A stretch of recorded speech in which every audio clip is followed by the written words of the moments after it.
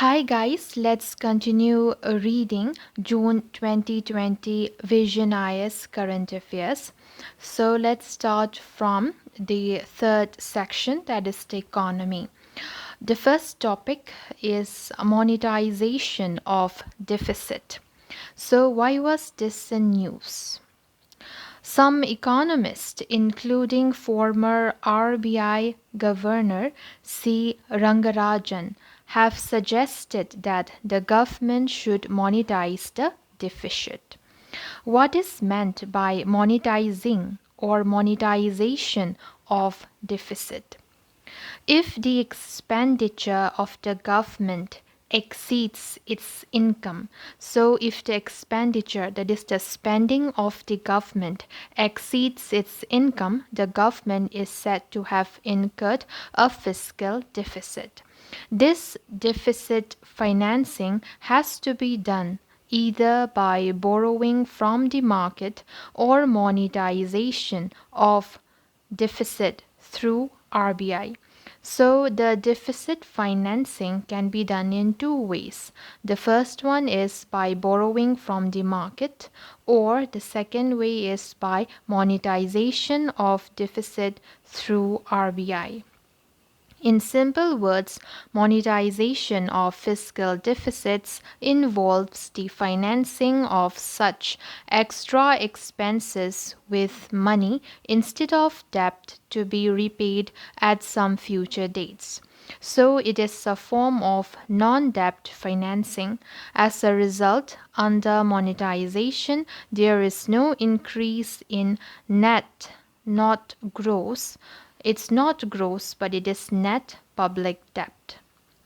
It can occur only through one of two modalities: direct monetization (DM) or indirect monetization (IM).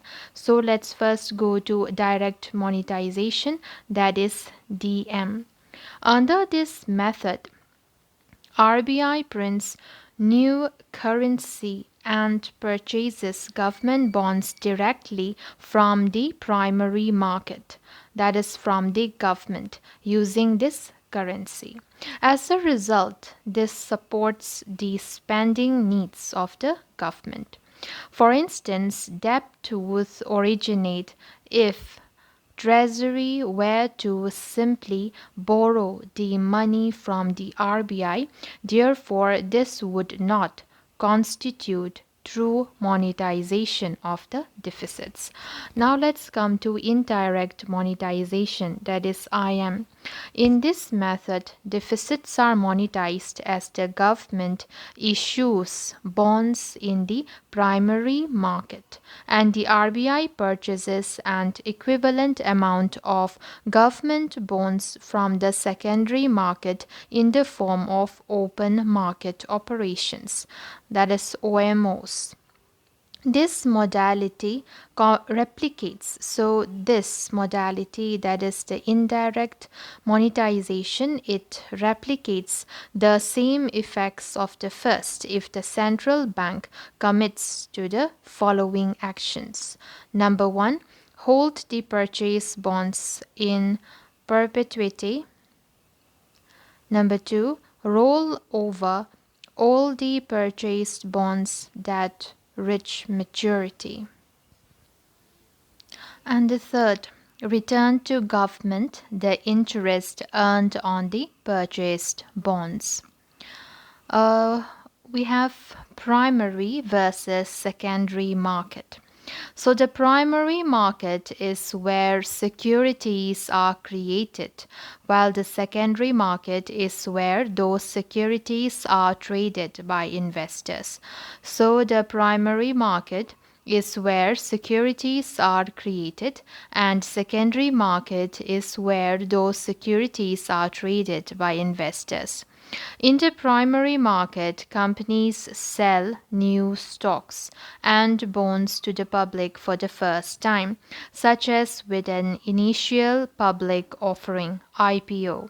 The secondary market is basically the stock market and refers to the BSE, Bombay Stock Exchange, NSE, Then we have New York Stock Exchange, the Nasdaq, etc. Now let's come to historical context on monetization of deficit. Monetization of deficit was in practice in India till 1997, whereby the central bank automatically monetized government deficit through the issuance of ad hoc treasury bills. Treasury bills are money market instruments and they are short term debt instruments issued by the Government of India and are presently issued in three tenors: 91, 182, and 364 days. So they have the three tenors. In 1994 and 1997, two agreements were signed between the government and RBI to completely phase out funding through ad hoc treasury bills. Later on, with the enactment of Fiscal Responsibility and Budget Management, that is the FRBM Act 2003, RBI was completely barred from subscribing to the primary issuances of the government. The FRBM Act was amended in 2017, contained an escape clause which permits monetization of the deficit under special circumstances. What warranted such a step now? As India battles the impact of the COVID-19 pandemic, economic indicators like tax revenue, government expenditure, household savings, demand, as well as supply are adversely hit. Combined fiscal deficit of the central and the state governments could cross 10% of the GDP during the year, which was about 7 to 7.5% last year. To meet this deficit, usually government has to borrow. However, these borrowings increase government debt and negatively impacts debt to GDP ratio, which is already worsening because of growth slowdown and possible contraction because of COVID-19 lockdown. India's debt to GDP ratio is likely to increase to 84% in financial year 2021. In the financial year 21 from an already high level of 72% as per rating agencies like Moody's and Fitch. Should monetization of deficit be implemented? So there are two sides, arguments which is in favor and the another one are the concerns raised or which are against the favor.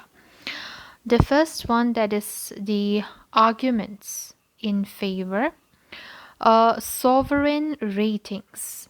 All top three rating agencies like S&P, Moody's, and Fitch have placed India just one notch above the junk category status, BBB negative, BBB minus, in terms of investment, and this sovereign rating is very likely dependent on stabilizing rising public debt and debt to GDP ratio.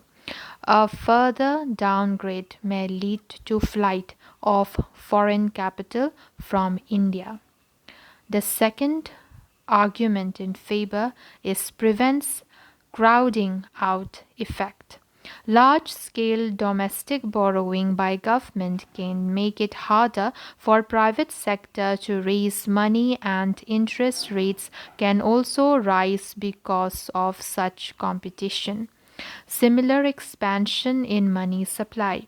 It is argued that where the central bank acquires Government bonds from secondary markets through OMOs or direct from Treasury, effect on money supply, older currency and other liquid instruments measured in terms of M0, M1, etc., is similar as long as inflation is kept under control. And the fourth argument in favor would be less risk of inflation in immediate term.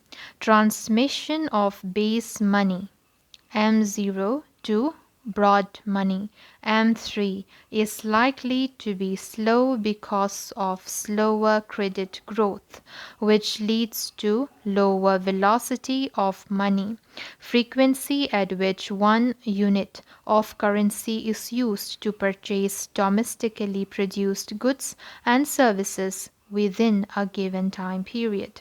This low velocity and lesser transmission reduces the inflation risk. Now let's come to the concerns raised or the points which are in against. A rise in inflation in the long term, as opposed to temporary expansion in money supply in OMOs, monetization of deficit creates a more permanent one, which can lead to inflation as more money is being pumped into economy, which will stimulate demand or spending. A devaluation of rupee. Aggressive DM could devalue the currency, causing foreign investors to lose confidence and pull out money, putting the existing fiscal financing plan at risk. The third point is possibility of inefficient spending. Usually, fiscal profli- uh, profligacy, profligacy is seen among governments when money is easily available to exploit, and it may also lead to rise in corrupt practices. Possibility of inefficient spending. Usually, fiscal profligacy is seen among governments when money is easily available to exploit, and it may also lead to rise in corrupt practices. Measures of money supply. Reserve money M0, also called high powered money, monetary base money, etc. M0 is equals to currency in circulation plus bankers' deposits with RBI plus other deposits with RBI. Narrow money M1 is equals to currency with public plus demand deposits with the banking system, current account, savings account, plus other deposits with RBI. M2 is equals to M1 plus savings deposits of post office savings banks, post office savings banks. Then broad money M3 is equals to M1 plus time deposits with the banking system, and M4 is equals to M3 plus all deposits with post office savings banks. Now let's come to the conclusion. In this pandemic situation, at a time when demand and inflation are already low and unemployment is high, monetization is not likely to create negative effects as it does in normal situations.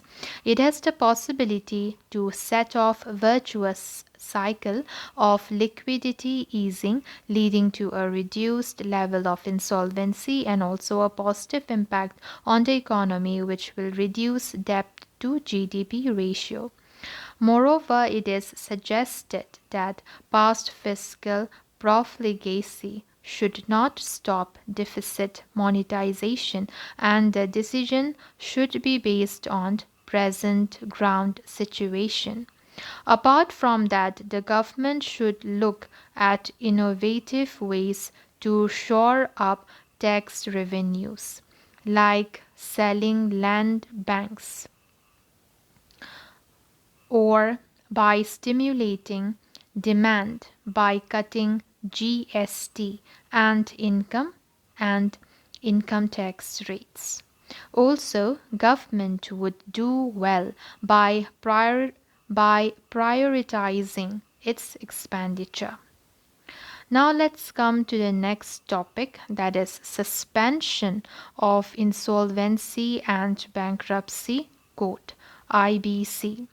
Why was it in the news? Recently, an ordinance was approved to amend the IBC so as to provide relief for corporates as the pandemic and subsequent lockdown had significantly impacted economic activities.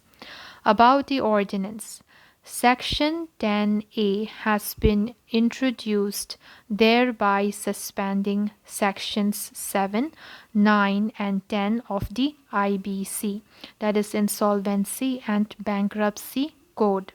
It states that no application shall ever be filled for initiation of corporate insolvency resolution process of a corporate debtor for any default arising on or after 25th March 2020 for a period of 6 months, which could be extended up to a year. While Section 7 and 9 provide for initiation of insolvency proceedings by financial creditors and operational creditors, respectively, Section 10 is for initiation of insolvency resolution proceedings by a corporate applicant. Rationale of the move: economic stress because of COVID-19. Industries are grappling with supply chain breakdown, slowdown in demand, unavailability of labor, and inability to complete contracts.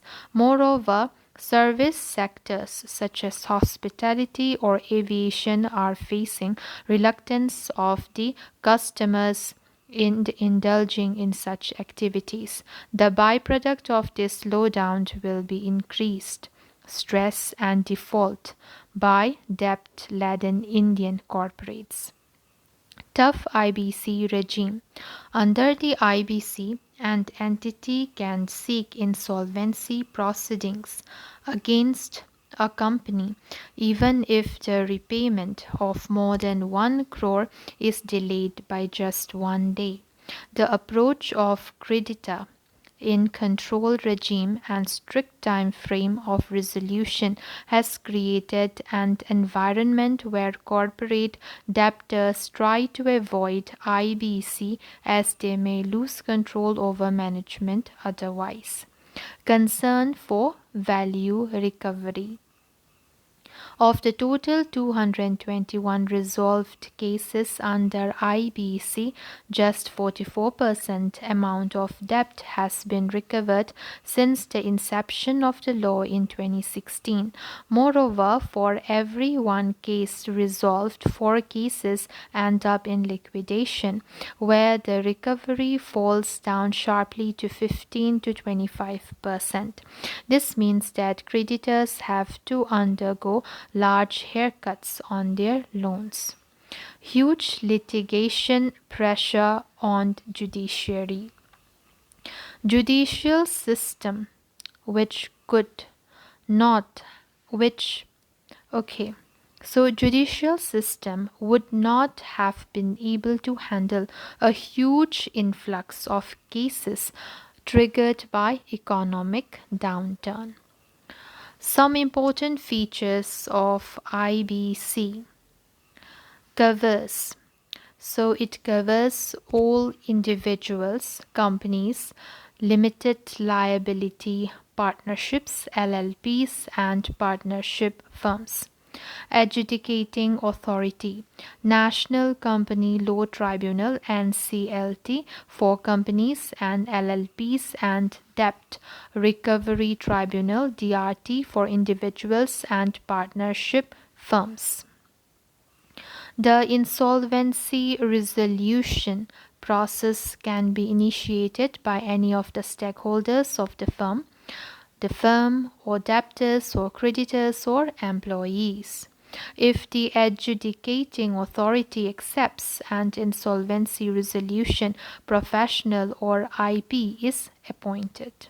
The power of the management and the board of the firm is transferred to the Committee of Creditors (COC), which comprises of all financial creditors of the corporate debtor. The IP has to decide whether to revive the company insolvency resolution or to liquidate it. If they decide to revive, they have to find someone willing to buy the firm. They choose the party. So they choose the party with the best resolution plan that is acceptable to the majority of the creditors, 66% for critical decision and 51% for routine decisions, to take over the management of the firm. The law prescribes that this insolvency resolution process has to be completed within 180 days. It can be extended by 90 days if the case is complex. It can be extended by 90 days if the case is complex. If a decision is not reached within the time frame, the firm will be liquidated. Now let's come to concerns regarding suspension of IBC. Ballooning of liabilities without resolution.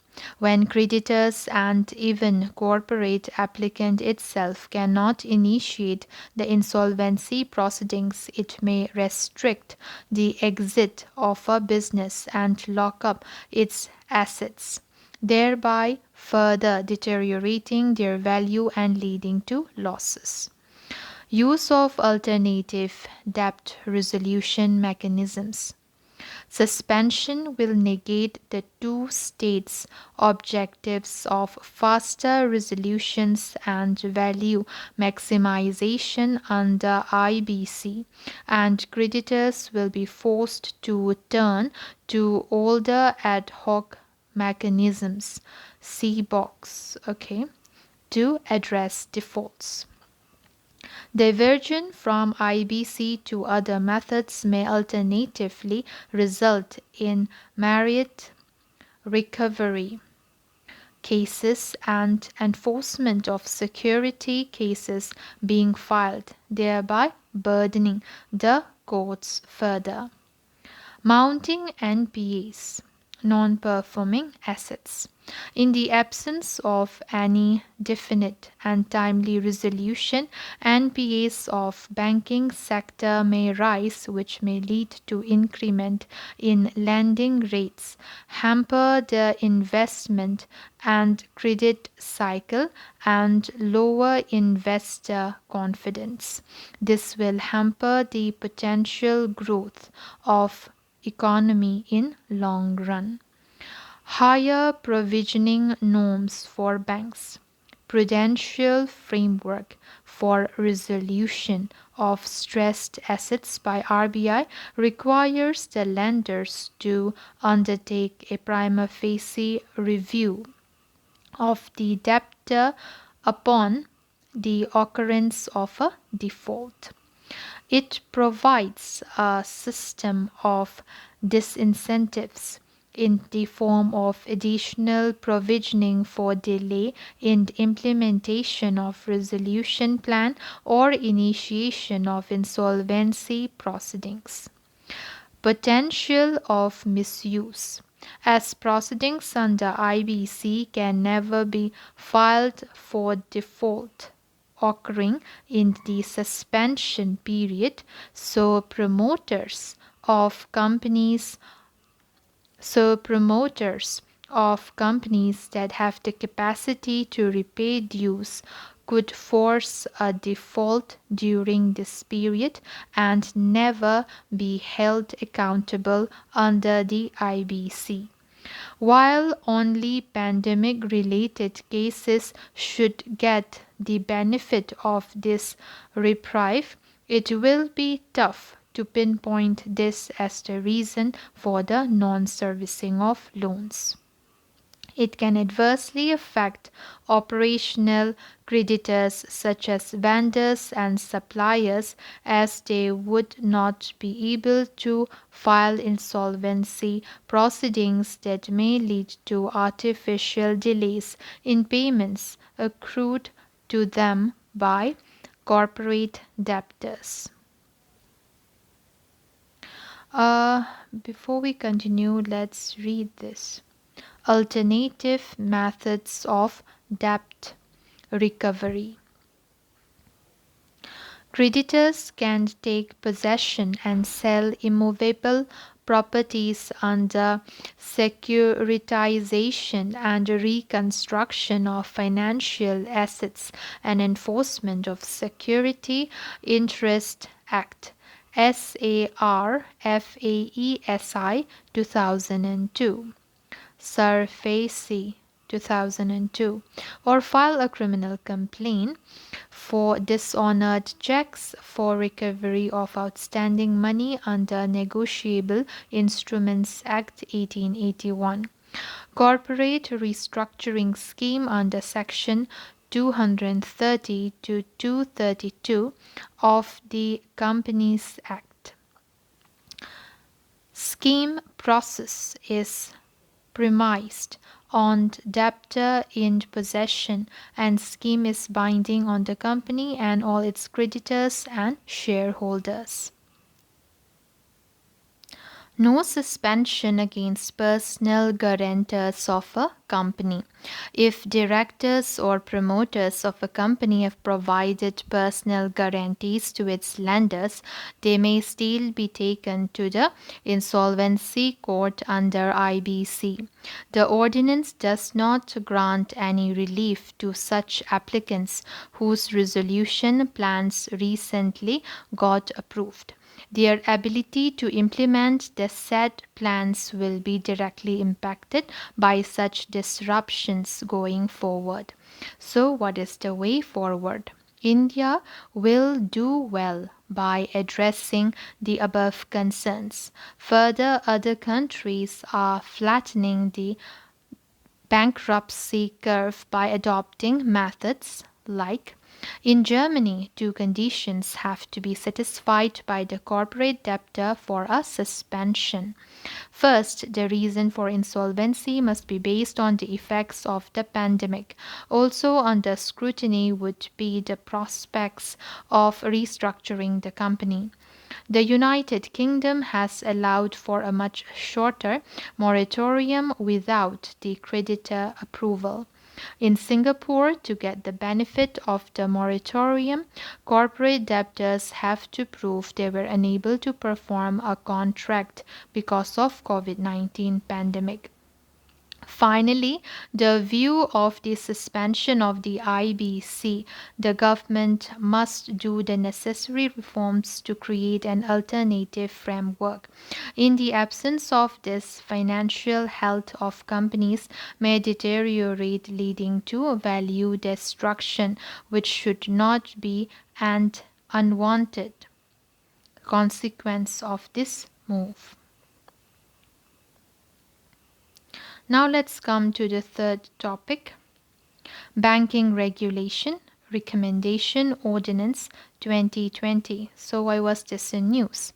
President recently promulgated the Banking Regulation Amendment Ordinance 2020. What is the background?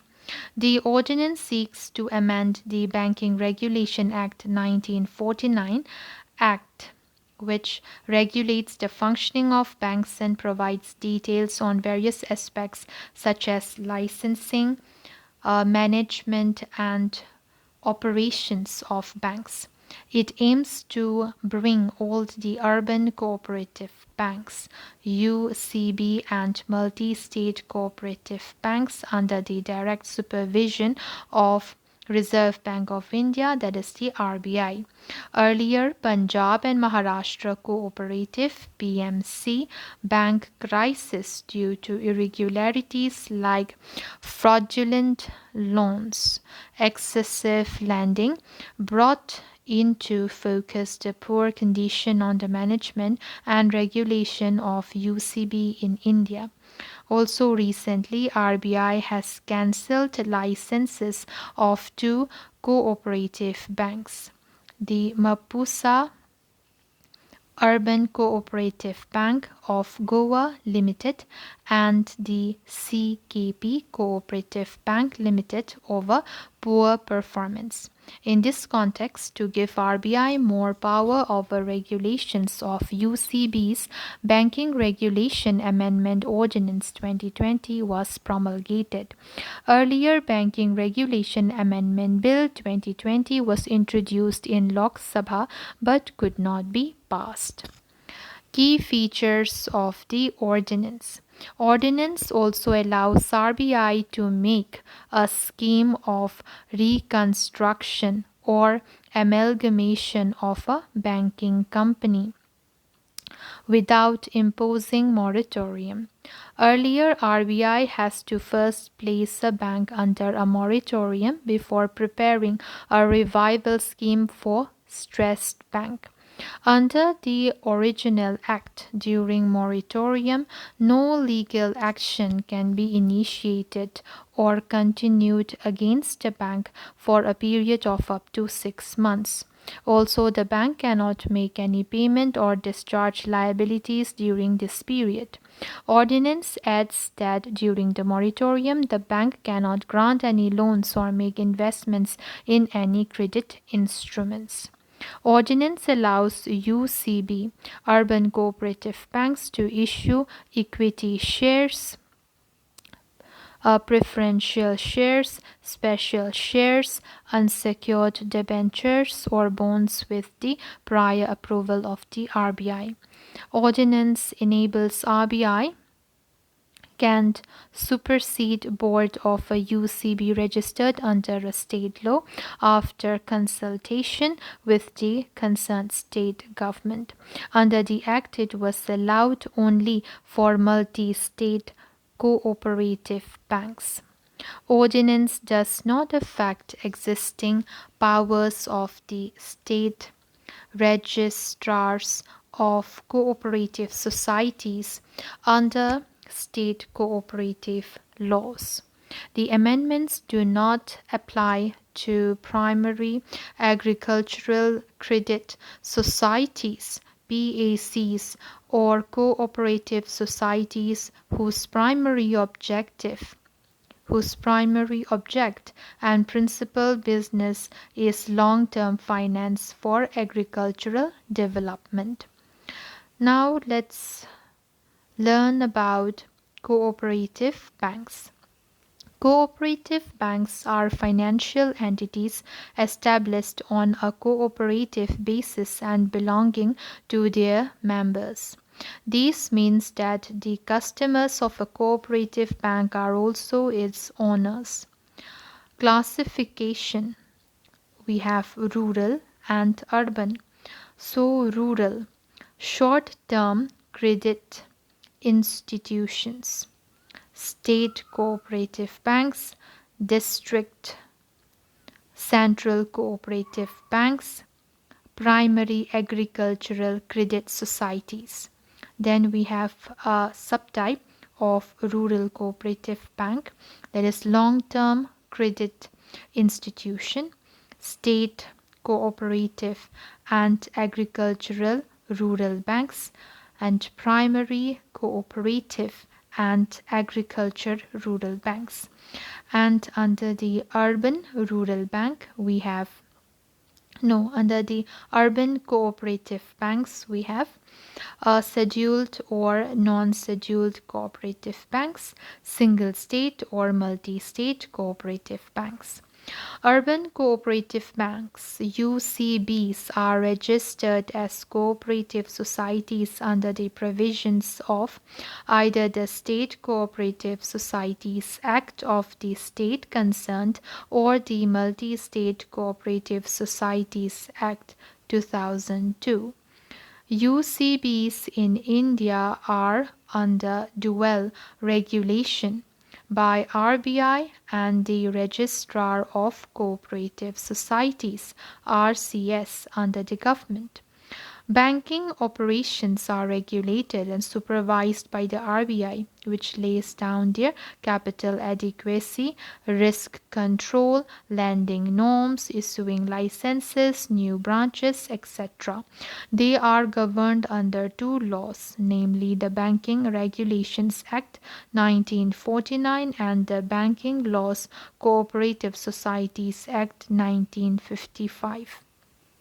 Registration and management related activities are governed by the Registrar of Cooperative Societies (RCS). In case of UCBs operating in single state and central RCS, CRCS in case of multi-state UCBs. Now let's come to another topic or subtopic, we can say, benefits of the ordinance. Putting a bank under moratorium often leads to panic and loss of confidence in the banking system among the public. RBI is now being allowed to deal with stress banks without creating panic among the public or disruption in the financial system. With the Ordinance, Banking Regulation Act will enjoy supremacy over cooperative banks. Power of RBI to remove management or draw up plans to merge or dissolve cooperative banks will override the power of the State Registrar of Cooperatives. This will address issues concerning poor management of cooperatives, which was earlier out of reach of RBI. The provision to allow cooperative banks to raise capital through securities will help increase capital base for cooperative banks. Equity capital acts as a buffer to protect depositors from smaller losses of the bank. Jurisdiction of RBI will bring more transparency in the working of the cooperative banks and the interest of the depositors will be safeguarded. Now let's come to the challenges that still persist for UCBs. Structural issues.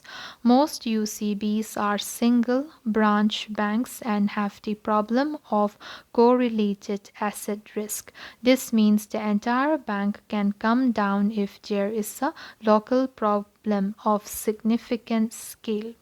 Operational issues. Now let's come to the operational issues.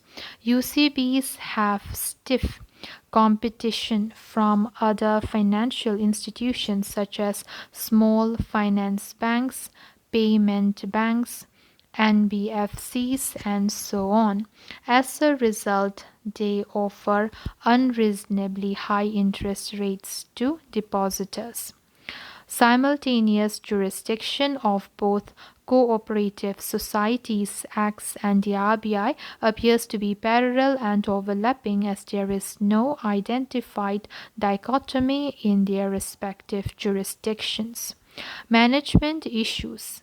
Many of the UCBs are dominated by vested political interest, which leads to interference in functioning like favoritism in appointments, sanction of fraudulent loans which are later written off, and forcing government employees to hold salary accounts with cooperative banks and so on. So now let's see the way forward.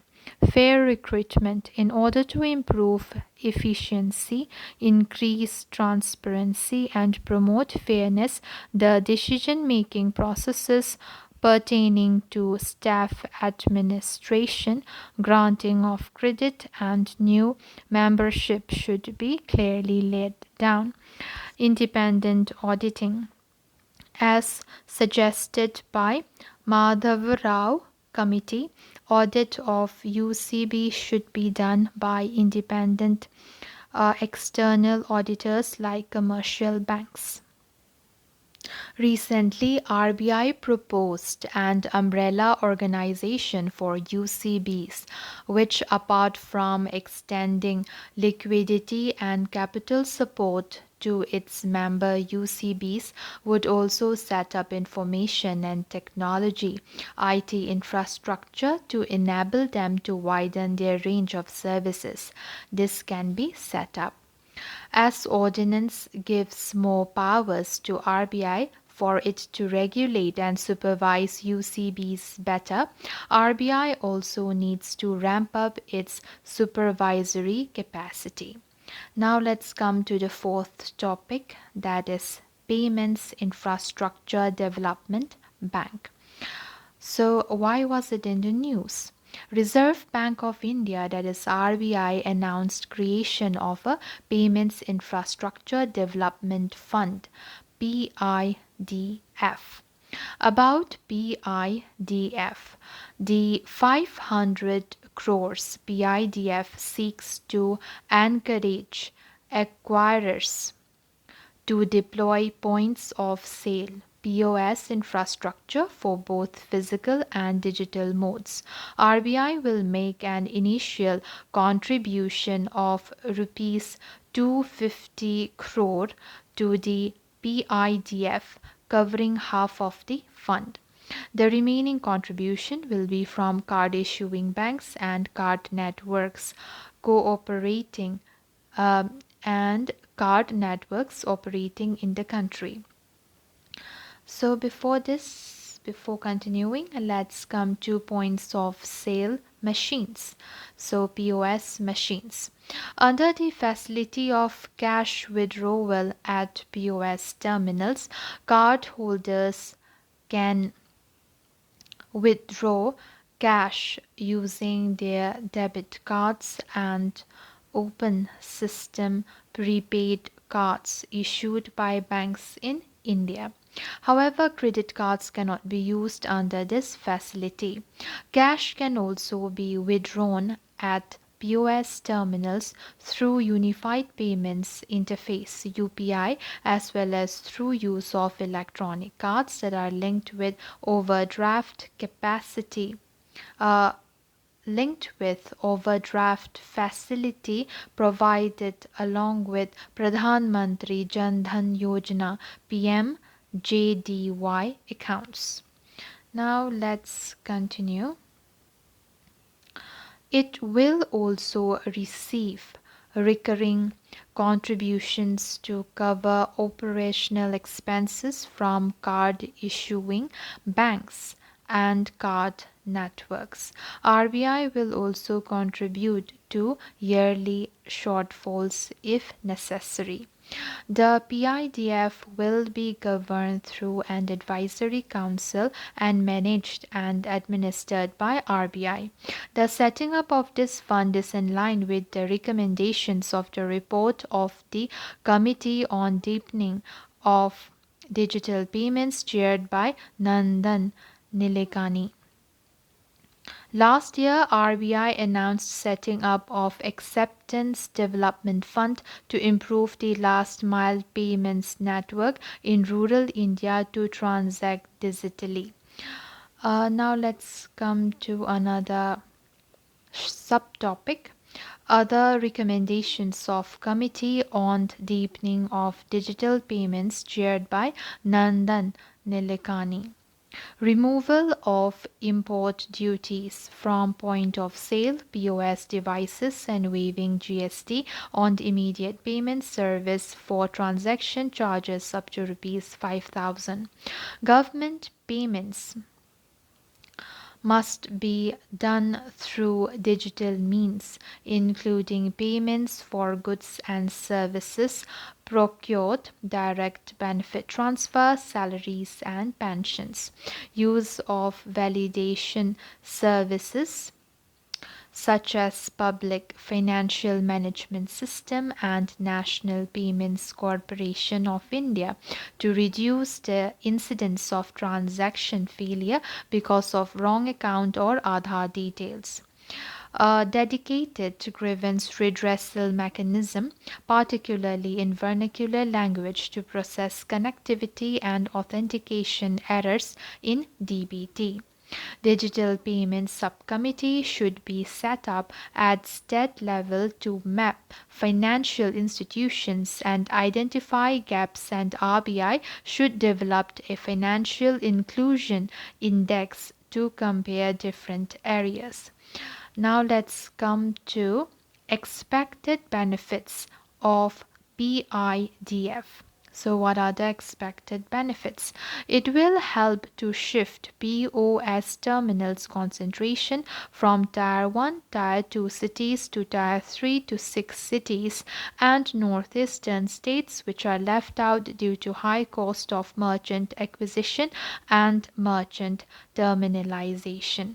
It will give fillip to the digital payments and to improve infrastructure across the country, especially the underserved areas. As per S&P Global, India's card and mobile payments as a percentage of GDP rose to 20% in the October-December quarter of 2019. PIDF will significantly increase the merchant base for accepting digital payments. Now let's come to the fifth topic, that is Bilateral Investment Treaty BIT. So, why was this in the news? As India attempts to attract investments, there have been calls to review India's Model Bilateral Investment Treaty BIT 2016. International Center for Settlement of Disputes ICSID. ICSID is the world's leading institution devoted to international investment dispute settlement. ICSID was established in 1966 by the Convention on the Settlement of Investment Disputes for legal dispute resolution and conciliation between international investors. ICSID convention is ratified by 155 countries. India is not a party to the ICSID convention. So India is not a party to the ICSID, that is International Center for Settlement of Disputes Convention. About Bilateral Investment Treaty BIT. Bilateral investment treaties (BITs) are treaties between two countries aimed at protecting investments made by investors of both countries. These treaties impose conditions on the regulatory behavior of the host state and limit interference with the rights of the foreign investor. Some of these conditions include restricting host state from expropriating take property from owner investments, barring for public interest with adequate compensation, imposing obligations on host states to accord fair and equitable treatment (FET) to foreign investment, allowing for transfer of funds subject to conditions given in the treaty, allowing individual investors to bring cases against host states if the latter sovereign regulatory measures are not consistent with the BIT. There is International Center for Settlement of Disputes ICSID under Investor State Dispute Settlement ISDS mechanism for dispute redressal between international investors. India and BIT. India started signing BITs in the early 1990s and signed the first BIT with the United Kingdom in 1994. Since then, India has signed BITs with 84 countries. BITs have been one of the major drivers of FDI inflows into India. Today, FDI to India has increased from $4,029 million in 2000 to 2001 to $43,478 million in 2016 to 17. However, a penalty awarded by an investor state dispute settlement ISDS tribunal in the White Industries case in 2011 and subsequent ISDS notices served against India in a wide variety of cases involving regulatory measures led to a review of the BITs. Thus, India adopted new model BIT in 2016, moving somewhat to a protectionist approach concerning foreign investments. This model BIT is to serve as a framework for the renegotiation of India's BITs worldwide. Since its adoption, India has unilaterally terminated 66 odd BITs between 2016 and 2019. Since then, India has signed just three treaties, none of which is in force yet. Now let's come to current scenario of investment in India.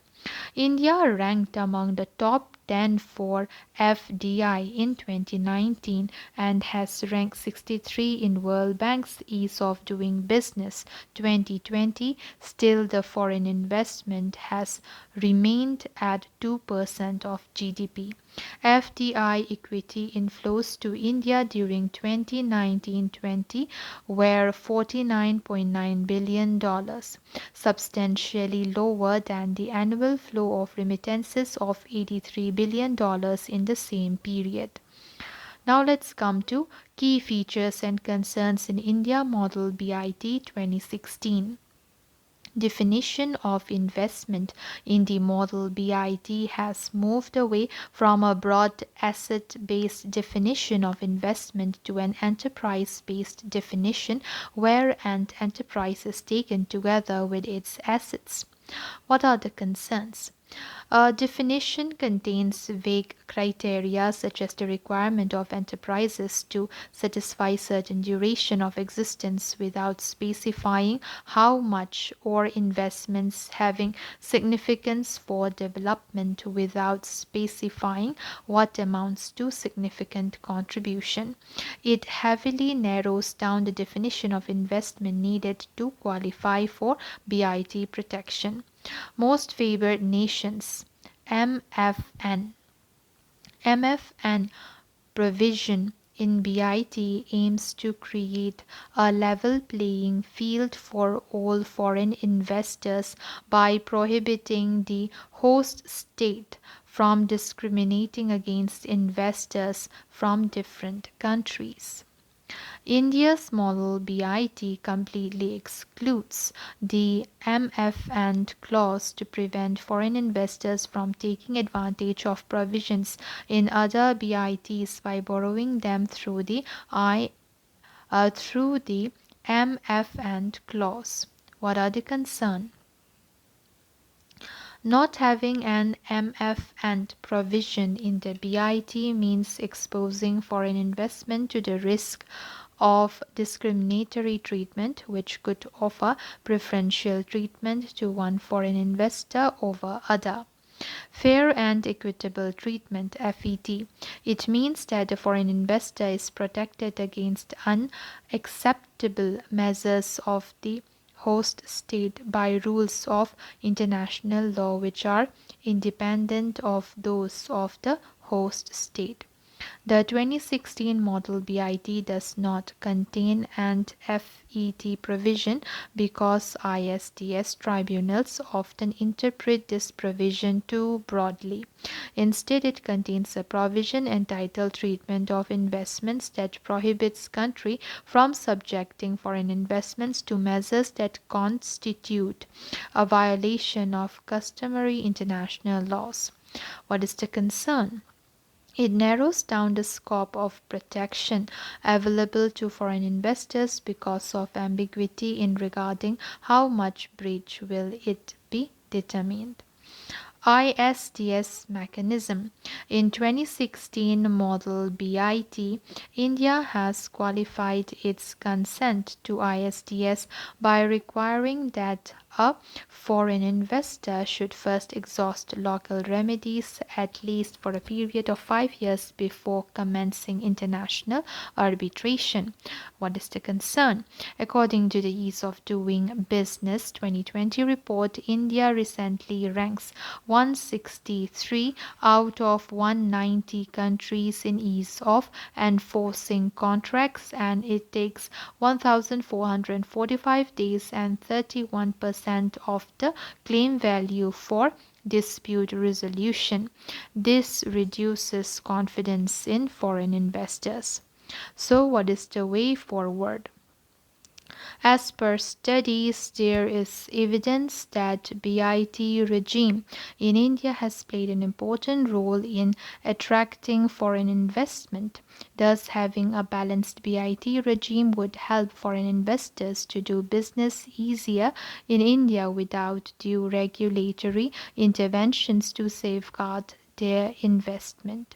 India is not just an importer but also an exporter of capital, hence protectionist provisions under BIT may be reciprocated in host state and reduce protection for Indian companies abroad. Significance of BITs for foreign investors in India also assumes importance due to larger goals of India for good governance and strengthening of rule of law. India's desire to increase foreign investment inflows, especially under projects like Make in India and liberalization policies, needs to adopt a more balanced approach in the BIT model. Also, to meet objective of making domestic firms competitive and mobile in the value chain as envisaged in the Atmanirbhar Bharat package, there is need for favorable decisions on FDIs. Now, global companies are moving their investments away from China, thus, there is an opportunity to review the BIT model from protectionist approach to a more pragmatic one. So that's all for now. Let's continue in my next video. Bye guys.